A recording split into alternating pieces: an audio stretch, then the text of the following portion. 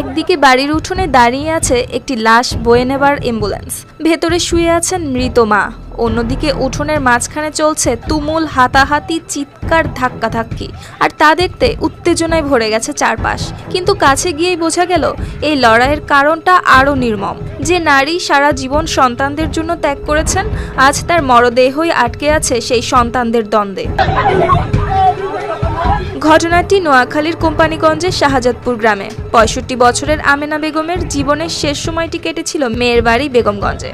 বুধবার সন্ধ্যায় সেখানেই মৃত্যু হয় তার। পরদিন সকালে মরদেহ নিয়ে আসা হয় স্বামীর বাড়িতে দাফনের উদ্দেশ্যে, কিন্তু তখনই শুরু হয় তুমুল বাকবিতণ্ডা। মায়ের মৃত্যু নয়, বরং আলোচনার কেন্দ্র হয়ে ওঠে সম্পত্তির কাগজপত্র।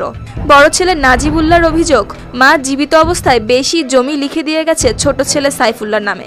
সব মশার বিরুদ্ধে সুরক্ষা দিতে এলো বসুন্ধরা এক্সট্রিম অ্যারোসল, মশার বিরুদ্ধে এক্সট্রিম সুরক্ষা। অন্যদিকে সাইফুল্লাহ বলছে মা নিজের ইচ্ছাতেই দিয়েছেন, কারণ তিনি মায়ের যত্ন নিয়েছিলেন। এমন কথা কাটাকাটি রূপ নেয় হাতাহাতিতে, আর সেই বিশৃঙ্খলার মাঝেই মায়ের মরদেহ পড়ে থাকে টানা ২০ ঘন্টা।